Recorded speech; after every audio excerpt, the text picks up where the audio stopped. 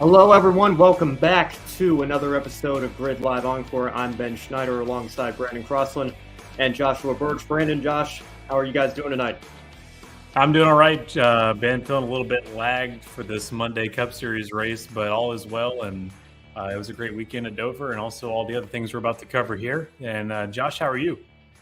Same as you, I think. A little bit lagged. I was commentating on the race. I got called up to lead the USRN coverage. So first time this year I've done that for the Cup Series. So 4 hours of commentating, voice a little bit dry after the weekend as well. But it's been a busy one, and I'm just glad we were through that part. And now the weekend coming up with Miami as well, a little bit quieter. So as always, I'm known as I never sleep. And I really never do. It's got midnight now in the UK, and I'm still working and loving every second of it. So I'm good. And Josh, you're here for the full show today because we're going to recap the NASCAR Cup Series on Encore. Rare opportunity for us to do so with the race being postponed to Monday. But before we get into all that, I want to give a shout out to our Patreon supporters, Colin Deschelle, Mark, Robin, and David. You too can invest in the GRID Network. Join them in helping keep us on the air throughout 2023 and beyond. Thank you, as always, for your support. Or you can make a one-time donation through Buy Me a Coffee, and of course, follow us on all of our social media platforms as well. We'll say hi to Brandon a little bit later on in the show. Josh, first, I want to go through the Formula 2 weekend over at Baku in Azerbaijan. And for all the talk about the F1 race being pretty boring and dull, we had an absolutely chaotic sprint race, I understand. Oliver Bearman took pole position for the feature and then stormed through the field in that chaotic sprint race to take the win from ninth on the grid, and then followed up that win in the sprint with a win in the feature as well to sweep the weekend, the first driver to do so in Formula 2 since Felipe Drugovich swept Barcelona last season. So, Josh, what stood out to you from this weekend in Formula 2 racing? Well, certainly for sure, it's got to be not Richard for sure, but Oliver Bearman, as you said. I mean, he as you said, becomes the first driver this season, and since Oliver Bearman as well, so since Felipe Drugovich last year to do the double, but Oliver Bearman becomes the first driver in Formula 2 to take practice, then qualifying, start ninth on the grid, and then win the sprint, and then win the feature from pole position. No one has ever done a complete grand slam of a Formula 2 or even GP2 weekend before. Bearman was the first. And impressive, guys, it was his first ever race win in the series as well. So that was even more epic as well. I'm mega proud of the young Brit as well, 17 years old. Twice hearing God Save the King on the podium was a nice touch with the coronation coming up this Saturday, actually. So that's good. The sprint race, Frederick Vesti was second, making a Prema 1-2. Vesti and Pourchaire came in level on points as well for second in the title, with Iwasa, I think, having the worst weekend of the lot. But Vesti being second in the sprint was very important. It gave him more confidence to do that in the feature race as well. Great stuff as well from Jack Crawford being third. Maney and Fittipaldi were definite stars. Juan Manuel Correa storming up from 14th as well to 6th and doing well in the feature. Great from him as well. At least some people now know his name. Looking at you, Pit Stop Boys, as well, or Pit Stop Podcast, because the Pit Stop Boys are the max lot. But a great weekend in the sprint as well. In the feature race, it was pretty much all the same. The two sprints were littered with safety cars, and as we like to say, yellows breed yellows. But Bearman taking the victory once again, and it was a bit more of a chilled out feature race as well. Fittipaldi got up to second, Pourchaire in third. That put him ahead of Iwasa in the standings, and with Vesti finishing fifth, they came in level on points, remember. So Pourchaire now leads the title as well. Happy podium. Great job from Fittipaldi on the last restart as well after the safety car. Did some great running as well. Bearman was just a level head throughout the weekend as well. Great job from him. Disappointment, though, I think, for the weekend. Arthur Leclerc, after looking so strong in the previous rounds, had a difficult weekend here, spinning in practice, qualifying badly, bad sprint, bad feature, not good. But Amul Iwasa was, without a doubt, a worse performer as well. 13th in the feature, no points scored, losing the championship lead going into the Imola round in 3 weeks is not a good look. And just to pick up on the American drivers of Brad Benavides, had a crash in qualifying, was so angry with himself, he actually sat at the entrance to pit lane under the red flag and was smashing water bottles, punching the ground with bare fists. He knew he'd messed up not just the qualifying, but the sprint and the feature as well, and unfortunately was out as well. Now, I want to talk about a very nasty accident as well that happened as well with Victor Martins as well, and Felipe Martins and Druvela underneath each other. Unbelievable. The car coming up and Hauger crashing on the restart of the sprint race as well. Cars left, right, and centre.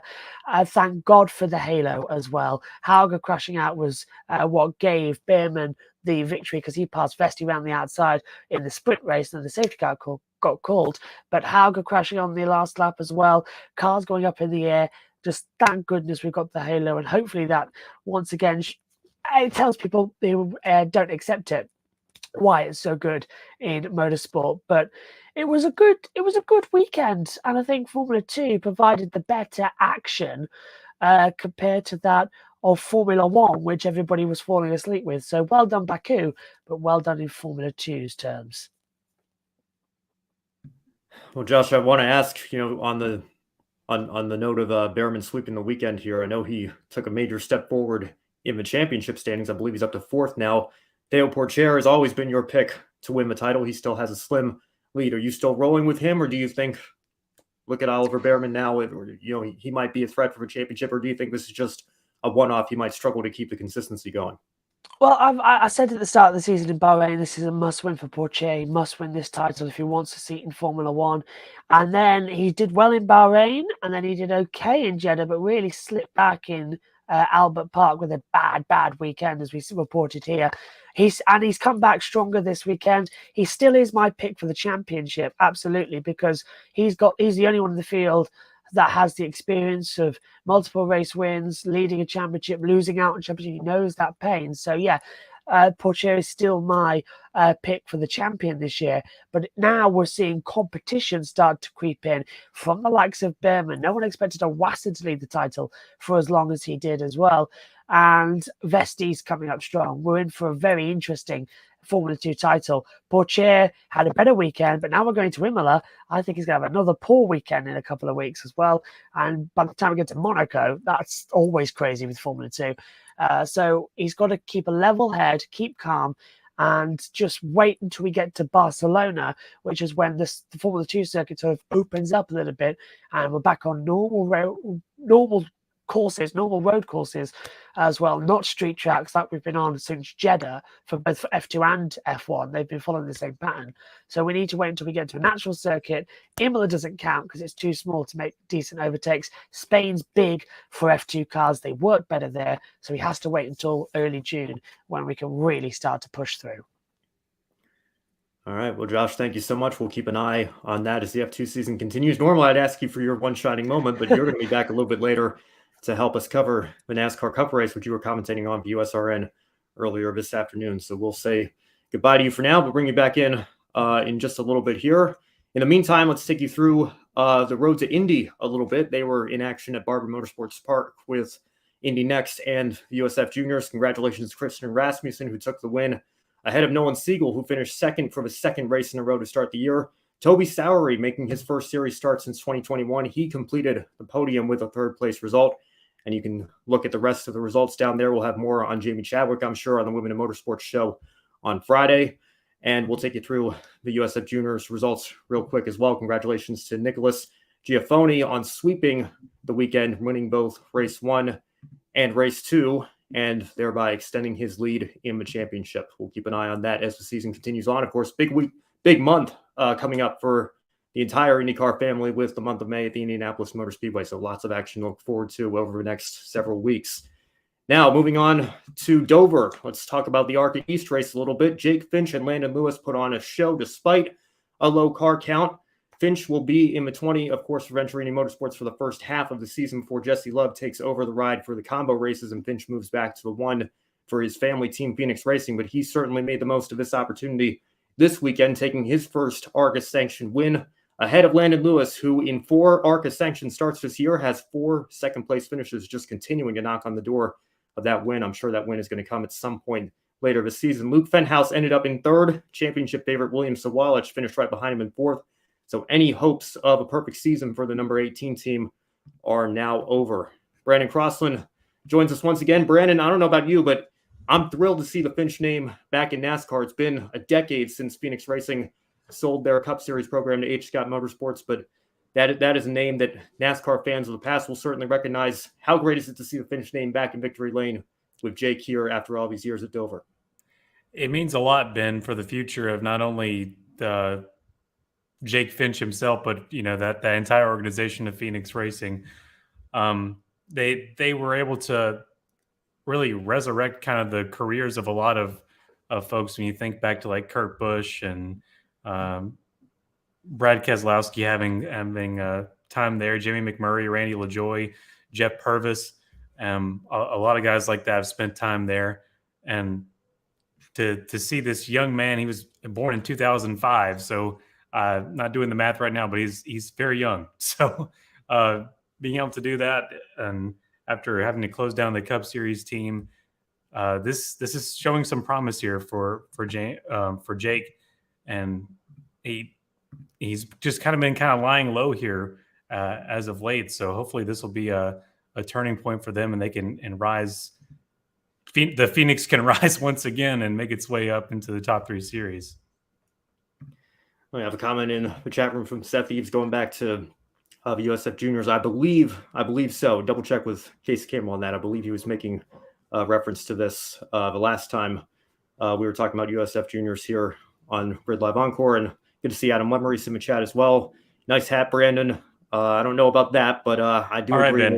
Right, yeah, I know. Well, we got Harper coming back much sooner than expected, so we'll see what happens on the baseball side of things for us in Philadelphia. But congrats to Jake Finch for the win at Dover. Absolutely. I think it's a huge momentum boost for everybody in the Phoenix Racing family, even though this win did come with venturing into motorsports. But it's great to see the Finch name back in this sport because it's been a long time coming. Yes, and thank you, Josh, backstage, for being our calculator, 18 years old.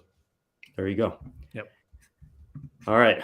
We move on now to the Xfinity Series. We'll get the results up here for you in a second. There we go.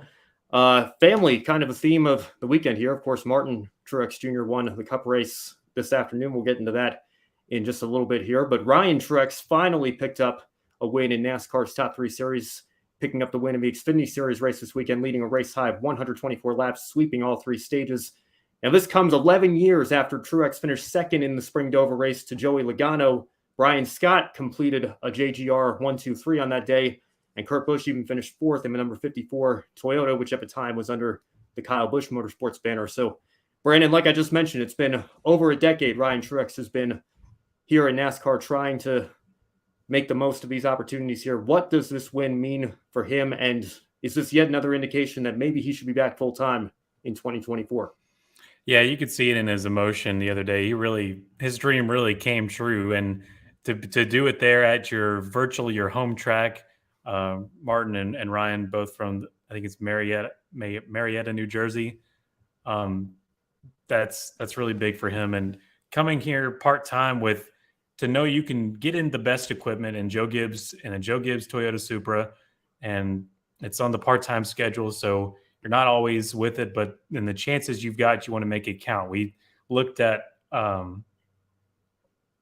last year in the 18, Trevor Bayne, who I got those few chances, and we really wanted to see him capitalize on this show, on those opportunities. He got awfully close on some of them, but this year we see this Joe Gibbs experiment in the 19 this time, and Ryan Truex able to get not only a win out of this part-time opportunity, but able to dominate first, second stage, take it all, and really put a pounding on the field and show that he deserves to be somewhere here more than just part-time. And it really possibly could come in 2024 if the cards line up right for him. It would be really exciting to see. But he's still young. I mean, he's got more time to prove himself. And people would argue that he has had a lot of time to prove himself. He's been around for the 11 years and more. But I think he's really coming into form. Yeah, I think there's quite a bit of an age gap between Martin and Ryan, if I'm not mistaken. I think it's something like 10 or 11 years between them. So, Ryan, we talk about Martin, every year, is this going to be his last year? He's signing another 1-year deal. All these retirement rumors coming in, being in his early 40s now, approaching his mid 40s. But Ryan's still in his early 30s.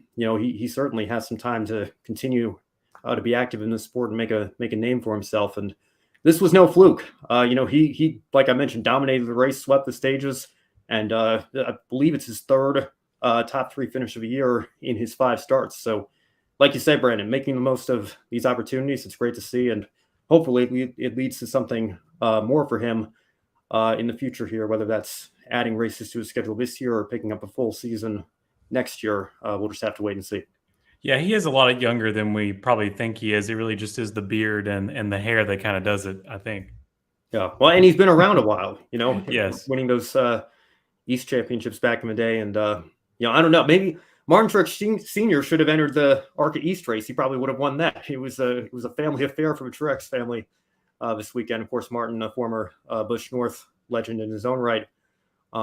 But Martin Sr., that is. But, great weekend for the Truex family, obviously. And we're going to get into Martin's Cup win in just a moment. But first, I want to talk about Junior Motorsports, and I'll bring the results back up for our viewers here. Josh Berry picked up another second-place finish. Justin Allgaier third. They're still surprisingly looking for their first wins this year, as is the entire Junior Motorsports team. Brandon Jones and Sam Mayer also winless at this point of the season. So, Brandon, it's kind of crazy to me that we're talking about Junior Motorsports being winless on the 1st of May here. Did you expect them to – how many wins did you expect them to have at this point of year? How surprised are you? Maybe 2. Their first. Yeah, maybe 2 at this point as we get to the month of May. Really surprised, Ben. We've had Junior Motorsports as a powerhouse team, especially last year, and for a few years, Junior Motorsports is the cream of the crop in the Xfinity series. So really shocked, but also at the same time, this is just one of those things that you can't ever really be sure of. You can't really predict a thing like this to happen. They've had plenty of chance to get that win taken care of for 2023, but time and time again, there's something that's gone wrong, or if you're at the plate track or the tapered spacer track, there's an incident that gets in the way that gets rid of your chances. I mean, Sam Mayer had a few shots there, and you see what happened to him at Talladega. You see all of Josh Berry's attempts to make it there. Brandon Jones, unfortunately, hasn't really had. He's kind of suffered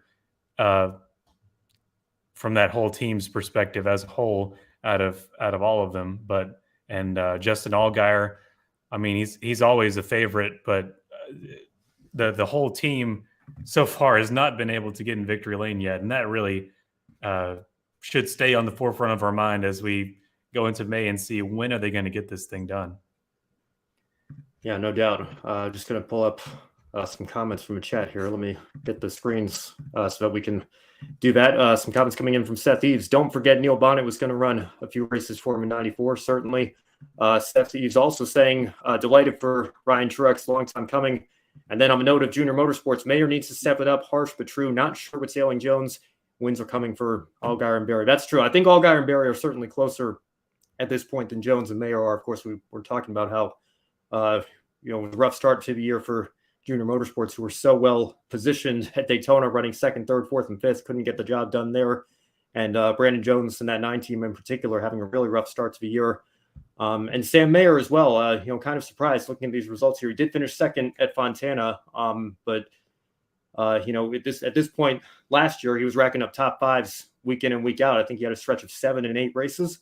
He only has 1 through the first 10 races this year. So he certainly, I agree with you, Seth, needs to step it up with that one team as well. But Allgaier and Berry, I'm sure it's only a matter of time. They've established themselves as regular contenders. Even Josh Berry, in a short time, he's been full-time in Junior Motorsports. I've got a feeling a win's got to be coming for them at some point here.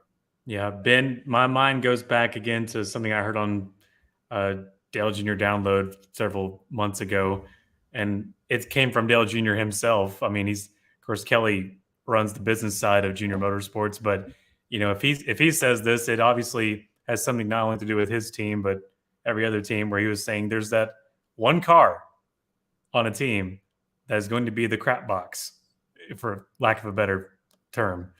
There's always going to be one. that gets the least amount of attention and gets the least, money put into it, care put into it. And so really looking at junior motorsports, it's just that same formula right now, although all of them are suffering as we get into May. But really, you wonder, who is it? Is it Mayer or Jones that's getting the bad end of the stick? Yeah, well, we'll wait and see how junior motorsports respond. And like I said, I'm sure it's only a matter of time before at least a couple of their cars pick up wins. But all four of those teams have good drivers underneath them that can get the job done if they're given the right circumstances and opportunities. So we'll see how the season plays out for them. In the meantime, let's bring Josh Burch back in here now, and let's move on to the Cup Series race that was postponed to this afternoon. And for the third time in his career, Martin Truex Jr. won at Dover on a Monday. He did so for his first career win in 2007, and most recently in 2019. Truex was in a battle with Ross Chastain, with the two over 9 seconds ahead of third place Ryan Blaney when Joey Logano's dreadful afternoon came to an end with 14 laps to go. Under caution, Truex and Blaney restarted on the front row after taking 2 tires. Chastain took 4, but despite this, Truex was able to hang on fairly comfortably to take his first win since the fall Richmond race in 2021. And of course, like we were just talking about, big weekend from Truex family, pulling off the weekend sweep with both drivers winning in the number 19 JGR Toyota. So how do you like that? Same car number, same team, same manufacturer. Yes. Brandon, we'll start with you here. How big of a relief does this have to be? We're talking about how big of a relief it was for Ryan with his first career win, but for Martin as well. He's been on a pretty big winless streak. Of course, he did win the Clash earlier this year, but that's just an exhibition. How big is this after not winning in 2022 and with all the parity we saw last year, even missing the playoffs? Well, it goes a lot for Martin Truex Jr. fans that want to see him stick around for another year. A win's definitely got to make that one more year contract extension look a lot sweeter to Joe Gibbs and MTJ. That's really big for him. He won at the Clash, but of course you can't count that as a part of your wins there on the official stat book. So to get this at your home track again, it's where you got your first win. I mean, it's just always been special, really, to Martin Truex Jr. Almost said Ryan again, but really for the whole lot there, the Truex family, it's really cool to see them have this kind of weekend. But Martin Truex Jr., this is going to do a lot for his 2023 after a winless last season, and it might prolong his career just one more notch.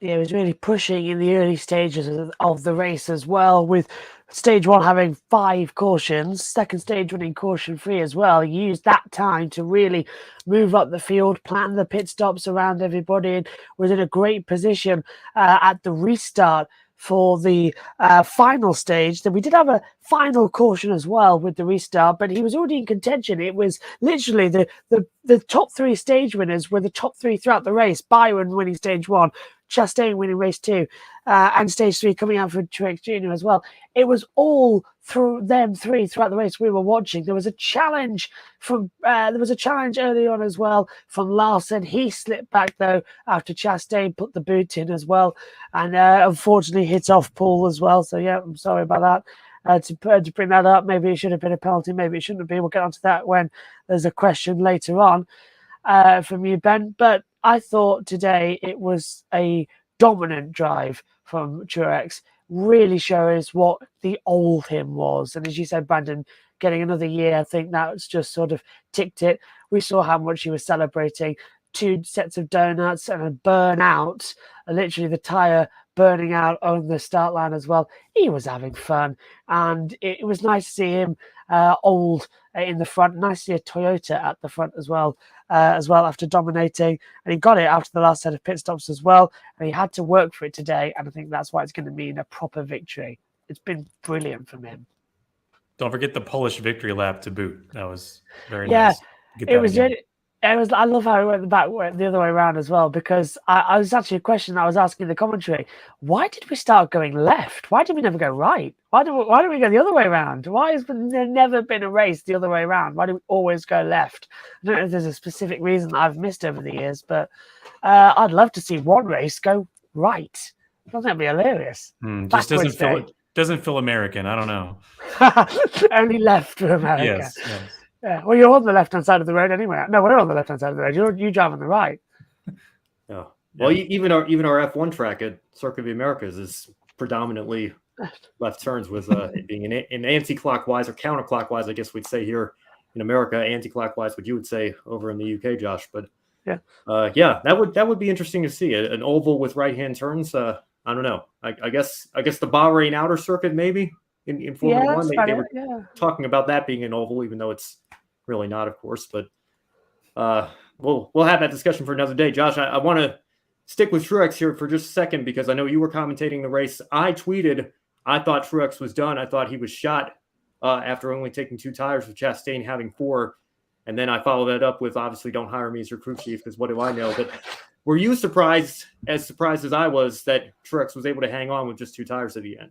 Now, I was more surprised about the fuel, though, because I thought that might get him, but the cautions helped him out. They were able to save a lot in the first stage and work out exactly how much they need to get in the end, because stage 1, as I said, ran to 5 cautions, and we went completely green in stage 2. So all the strategists knew about the fuel perfectly going into the third stage. I was surprised a little bit. Now, Briscoe, early on in the race, was complaining of no grip on the front tyres. And then later on in the race, we heard that there were slight raindrops on the circuits. That cooled the track temperature. And after that, we had a few of the drivers start to get better tyre grip. One of those was Martin Truex Jr. Now, we saw Chastain, Blaney, Byron. They took 4 tyres in the last pit stop. They thought, no, we'll go completely brand new set, everything. The tyre deg was too much. We want to go all. We saw with Logano, he was shredding the tyre as well. It happened with somebody else in the field that I can't remember as well. I think Larson had it at one point as well. But the great news is that with the Toyota, with Truex, it was only the outer tyres on the right side that needed changing as well, the tyres that took the most load. Because he was keeping on the low lines a lot, they weren't actually that bad. When the drivers were running up high, were having more degradation. As soon as the track rubbered in, and we saw the lines through turn 3 as well throughout the race, how much grip it had got, it was the Toyota that was handling it the best. So it wasn't using as much grip on the front 2 tyres, so they could do double stints. The outer tyres on the right-hand side did need changing. So a two tyre change was risky, but possible. And it proved to be the fastest, because we saw Byron as well. He was really struggling on the restarts to choose lanes. And the same happened to Brad Keselowski. Well, no matter, especially with Keselowski, he did 3 restarts when he was in the front, and either he was on the high line and he'd get passed by one on the low, and if he was on the low line, it would happen with the outer line. He couldn't get it right as to which lane he needed to be in as the track got quicker. So I think it was a brilliant, ballsy call, and it works because the Toyota engineers had worked out the strategy. They've seen the tyre degradation across stage 1 and stage 2. They've seen the fuel strategy from a slow run stage to a flat out stage, and they worked it brilliantly. I think that was a perfect race from the pit crew and a perfect race from Truex Jr. It was well timed, and it's not often we say that about Martin Truex Jr. as well. It was very well timed. I think a big thing that stuck out for me towards the end of that race that got Truex Jr. the win was, I don't really know the context around it because I was at work when this was going on. We were actually putting on the race at the station, so I had it monitoring in the background, but wasn't really focusing too much on it. But I heard that his crew chief just yelled at him basically, or they got really in a heated argument over the radio after a pit stop, and I can't recall what that was about, but after that, he must have just took that rage and ran with it. And I think that had a lot to do with him gaining up there and combating with Byron and Chastain there at the end. Josh, do you remember anything about that? I seem to remember I know there was something with the fuel, because I heard Byron, Gibson, and Truex were running low on fuel. I know Gibson was 7 laps less on fuel towards the end of the race.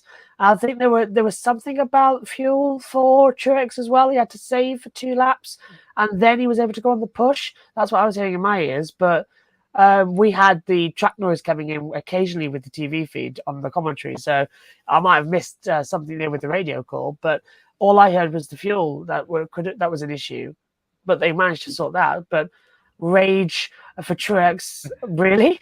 I've never known that before from him. Well, I mean, it wasn't like maybe more of like a, okay, you're going to yell at me, I'm going to, put the pedal down, You meant Ty Gibbs, right? Josh? Yeah, Gibbs had the fuel thing. Yeah, Gibbs had the fuel. But it was also with Byron, he had it too, as did Truex. They both had fuel issues. But Gibbs was the worst. He had 7 laps less of fuel. But there was issues for Byron and Truex as well in the race. In fact, I think several cars. There was one I noted down as well with where is it? Gibbs 54 had. I've got my notes. You see, Gibbs had the 7 laps less of fuel as well. I also noted down the Brad Keselowski because do you remember when he had that wheel go in the fast lane for the penalty as well? With that, he was also less on fuel on the first stint in stage 2, so that's why he dropped back so much on the restart. To the green. That's why because I said to him, remember, he was choosing the outside line wrong, and it was all that lot. He then dropped back with the penalty, and then he was off the lead pace. He was doing, I think, we saw the guys at the front doing 153 miles an hour. He was doing 142s, so he was massively off the pace because he was lifting so much to try and save, because he needed to get back on to make sure, A, in case there was another caution, he had the wave through, and B, that if there wasn't a caution, because there wasn't, he can make it to the next field stop. And he did it. So Brad Keselowski actually had a decent race there. All right, let's move on. Let's talk about Ross Chastain. When have we not talked about Ross Chastain? Recent Cup Series recaps here with the aggression and the controversy that seems to always be surrounding him. It happened again today. Got into the back of Brennan Poole, and that ended up taking out Kyle Larson and kind of ruined his race from there.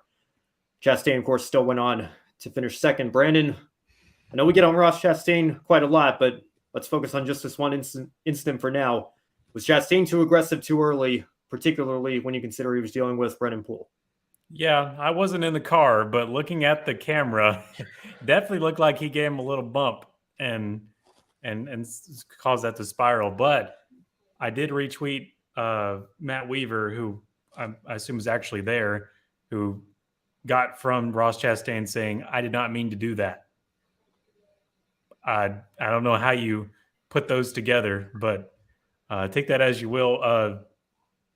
Brennan Poole said to Fox or somebody that he needed a butt whooping after that. But yeah, I believe that was a Fox broadcast. Yeah, that's all I've got from that. I think if it may have been an intentional move, but we've seen this a lot from Ross Chastain. That's just that's become his character. He is hard nosed, and he can get away with things like that too, because he's got a great personality. He can just kind of move around it and get victories. But they on the Fox broadcast, they were also comparing him to the likes of Jimmy Spencer. So you think of Mr. Excitement back in the day, they were blaming him for things on the track, and they said like he was already like in the garage, or he'd already been out in the garage for 10 laps, and they were still blaming Jimmy Spencer for something. So maybe Ross Chastain's our next Mr. Excitement, and he's returning.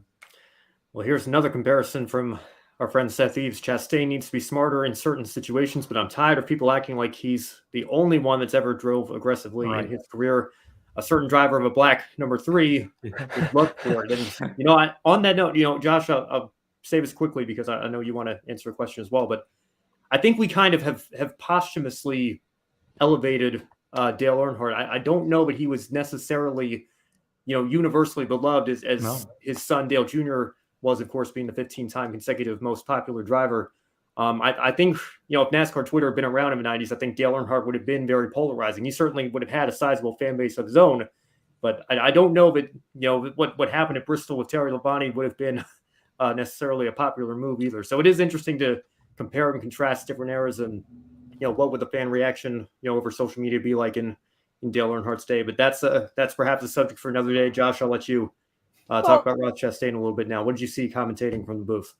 I'll rebuttal your point just then. I think what happened with Dale Earnhardt after he died is quite similar to what happened to Darrell Waltrip, who's still alive. But it's that he went from being sort of an anti-hero that everybody hated to somebody who everybody kind of liked. and now everybody loves him. I think it's a similar progression, but of course, it happened that everybody hated him, then everybody kind of liked him, then after he died, everybody loved him. I think that's the thing. It's sort of the true fans respected him because he was one of the greats. He was someone who was always sort of there and bumping around the top. I think that's the thing. Look, as I said this, he got booed at the track. I think Twitter would have eaten him alive after that 1999. Exactly. And I think that's the thing.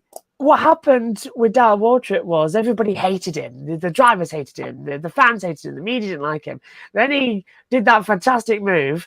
He got more popular, and then everybody started to love him as a lovable rogue. And he sort of became a bit like Han Solo, as everybody loves him, and he's the lovable outlaw. And I think that's sort of happened to Dale after he's died. We sort of put him on this great big pedestal and were blinkered to what he was. And the same thing happened with Ayrton Senna as well. Today for you over in the States, with it being still May the 1st, of course, we must remember Roland Ratzenberger on the April 30th and Ayrton Senna on May the 1st as well. But the same thing happened with Senna. Everybody in the paddock respected Ayrton Senna and knew he was a great world champion. But the second he died, everyone's saying, oh, he's the greatest driver who ever lived. Yes, you can argue that, but it was only after he died you start saying that. And it's a little bit like that.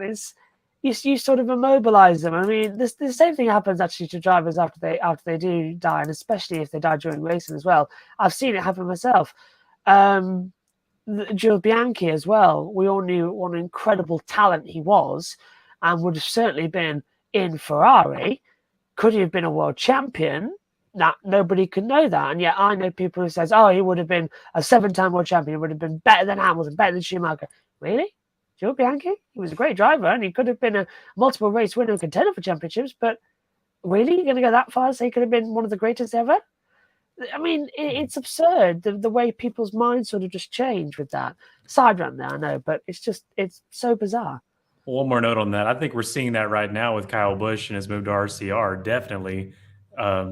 He's kind of become sort of more approved by the mass NASCAR fan base. And you look at his Joe Gibson back and Hendrick, it was like, no, not at all.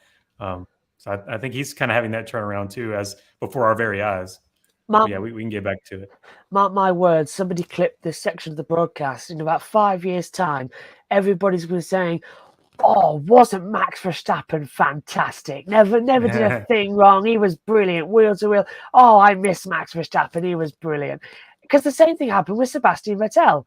2009, comes in, BMW Sauber. Everybody goes, who's this kid? Who's he? Gets a job with Toro Rosso, kicks out Sebastian Bourdais. We only know that because it's like, oh, okay, yeah, it's like that. And Helmut Algusquer and all that, like, gets a job in. And then in Fuji, hits the back of Mark Webber, and everyone going, oh, what an idiot. What, that's cost him a seat, hasn't it, in the future at Red Bull? Gets to Red Bull, wins in round 3. My God, this kid's the next best thing. Monza 08. Wow, what a performance. And yeah, that was great. And yet, as soon as Moldy 21 comes around and all of the wing stuff at Silverstone in 2010 and Istanbul 2010 as well, everyone goes, oh, Sebastian, he's a crybaby, he's being pampered by Red Bull, he doesn't know how to race with others or that lot. And yet he wins 4 world championships back to back, leaves, goes to Ferrari, suddenly everybody loves him. And then all of a sudden, towards the end of his career, with Aston Martin, everyone's going, please don't leave, Sebastian, you're amazing, you're absolutely funny. It's a weird thing with the drivers, how we sort of change the opinion on them. And I think, I'm trying to think of another one to say as well about it, because it's going to happen with Max Verstappen. And I think it also kind of happened with Schumacher to the extent that everyone said, oh, he was fantastic even before he left, and he came back, and everybody said, really, he's not that good. So it's a legacy that is built on what you do in the sport. And if that legacy is cut short, you sort of get martyred in respects. So I think that's what's been happening in motorsport. What was the question again, Ben? I've completely forgotten it. Chastain today. Was he too aggressive today? Right, Ross Chastain, yeah. That is a big divergent of topic, but still, that's a good topic to talk about on Encore. Okay, Ross Chastain, yes, he making contact with the 15er pool, who hit Larson as well. Yeah, I think he was a bit too overzealous into turn one because it wasn't needed, and it was clearly always going to happen because it was a gap that was always going to decrease. I'm surprised he didn't back out of it, and I think a penalty would have been just there as well because it ended Paul's day and destroyed Kyle Larson's. Just want to pick up a point I heard from Mike Joy in the commentary as well, who's actually asking the commentary team, why couldn't Paul have put on the brakes there? Because you've got Larson coming towards you. Why couldn't Paul have braked? Has Mike Joy ever tried to control a spinning car going uphill into a barrier? You can't brake. If he'd have braked, it would have made it a bit worse. I'm sure the brakes are on anyway. So I think Mike Joy was a bit losing it up there today in many respects in terms of that, because I thought that was a bit of a foolish question as well. And I feel sorry for Larson because he was in contention for the race win, and that put an end to his day. And Larson ended 41 laps down in the end of that race. I wrote down because we were keeping track on the commentary because he was getting in everybody's way during the end of the race. Yeah, well, let's not discredit Mike Joy entirely. He does have a little bit of road racing experience, but certainly not as extensive as full-time NASCAR Cup Series career. But I'll just say from my perspective, I think a lot of people got on Ross Chastain after Talladega, and I honestly defended him a little bit. I said, maybe you could argue Gragson was blocking a little bit as well. It's also an overtime restart, and that's a track where you're known for bump drafting, you're known for giving a little bit of contact to the car in front of you, and maybe you could argue they had just restarted the race, so maybe he should have waited a little bit to get that aggressive with Gragson. But in this instance here, I think way too early and just unnecessary, with no disrespect to, Brennan Poole or the number 15 team or Rick Ware.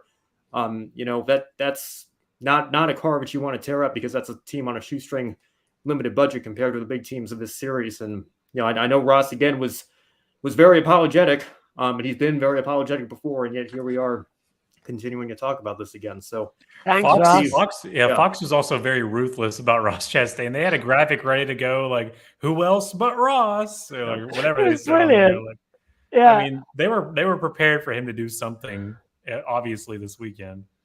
And I love how towards the end of the race, Larson, as I said, was 41 laps down. He was in the battle, wasn't he? Because it was Truex and it was Truex in the way.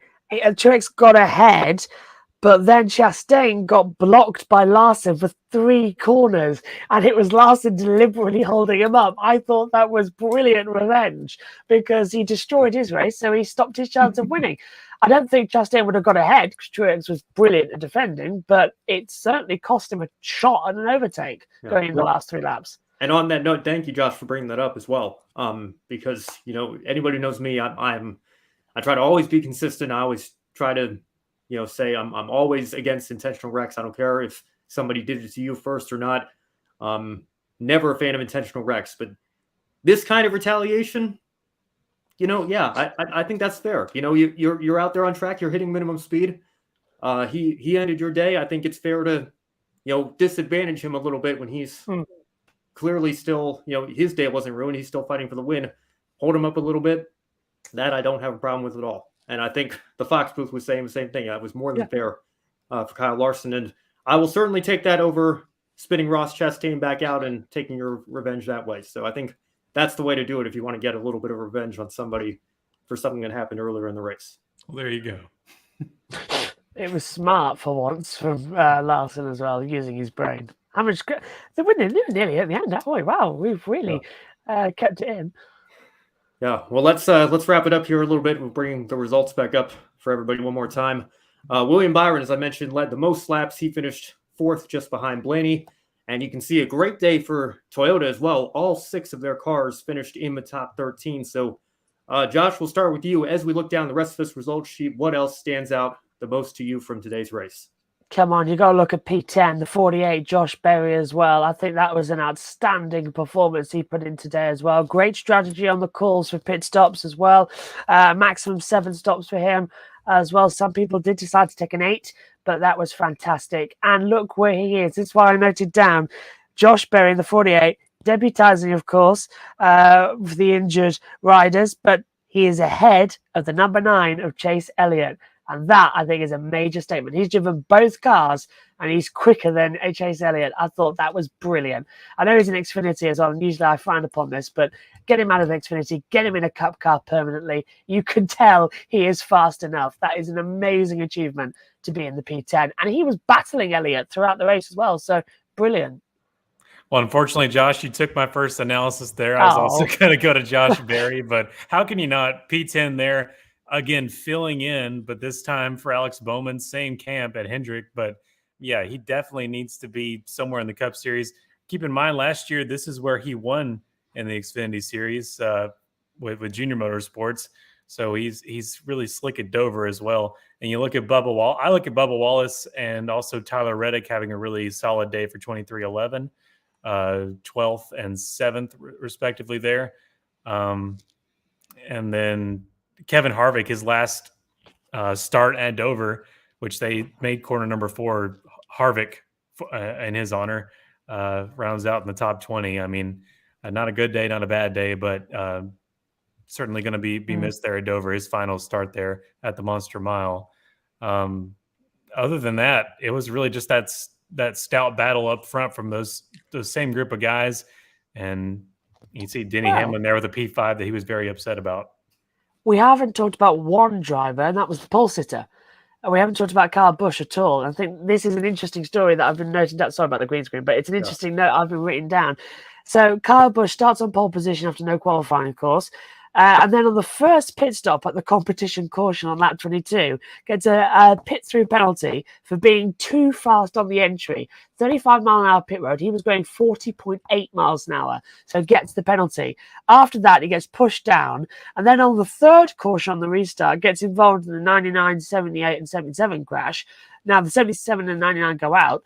But that, because he was at the back of the field at the time, he gets damage on the front end of the bumper. That loses him so much drag, and he can't follow cars correctly.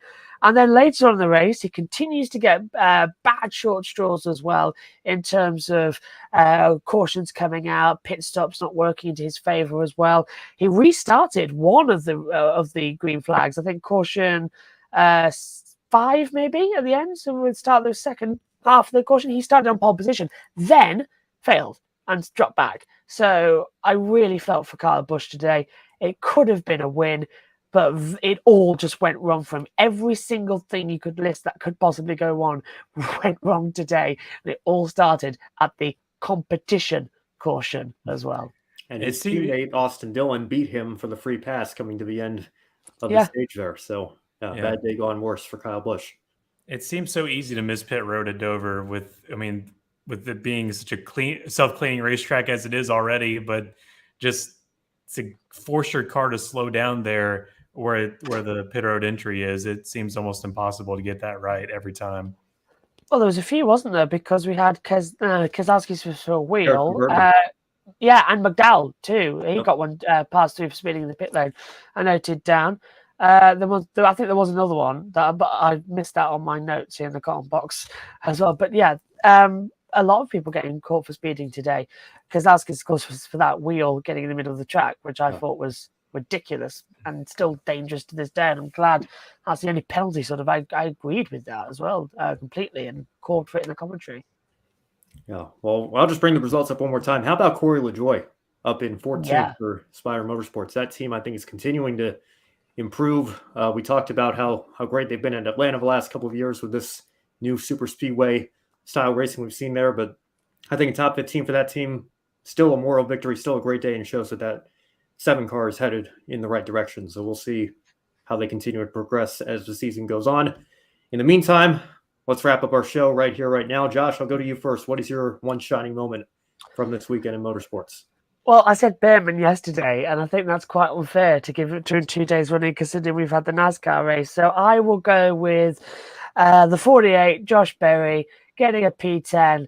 I think that was an outstanding achievement, getting ahead of Chase Elliott. As I said, he's driven both cars and proved he's quicker than Chase Elliott. So get him in a Cup car ASAP.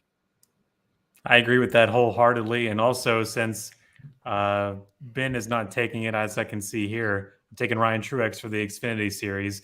Man, it's been a long time coming for that guy, and really proud. Feel really proud for Ryan Truex and getting that opportunity sealed for this year, and having had a P2 at Phoenix, and he's been just chomping at the bit there to get the win. Finally gets it done at Dover, where it's virtually his home track. So a lot coming for him, and hopefully he can get a full-time ride in 24. Well, I talked about it during the ARCA East recap again, but how can you not love seeing Jake Finch in victory lane and the whole Finch family, the Phoenix Racing team? Great to see them back in the sport, and great to see Venturini giving Jake this opportunity as well.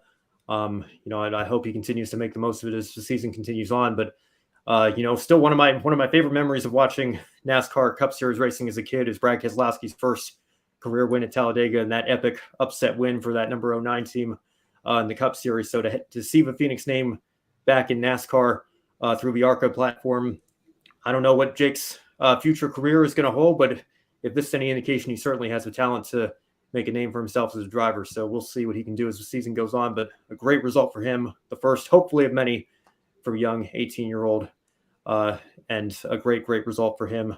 So we'll see what happens. So the rest of the season, we'll have you covered right here on GRID Live Encore, as it all does.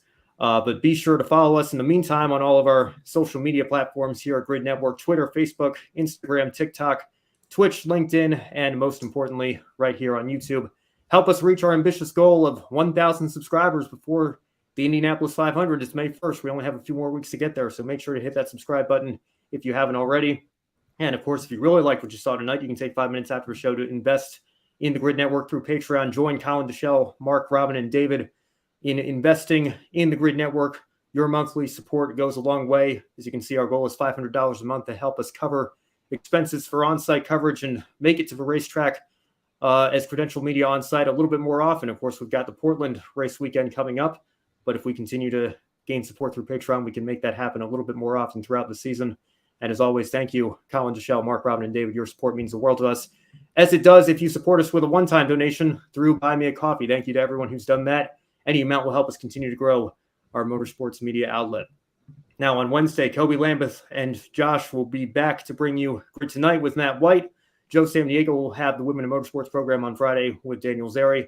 And, of course, you can stay tuned for more Grid Live coverage this upcoming weekend. As always, pre-race wrap-up and encore to follow. ARCA and NASCAR trucks will be at Kansas Speedway. And, Josh, I have some unfortunate news. Kyle Busch and Ross Chastain are both expected to be in that truck race at Kansas. So there perhaps are your 1-2 finishers, but we'll just have to wait and see if any truck regulars can take the fight to them. Right. Different month, same problems. Hey, don't worry. It's the month of May, so the GMR Grand Prix at Indianapolis is this weekend. So I'm ready. I am ready. That's right. And after that, then they'll start going on the correct direction at Indianapolis. Yes. And, I suppose that's one we see them go the other way. Yeah, Carb Day, May 26th, and then May 28th, the big one.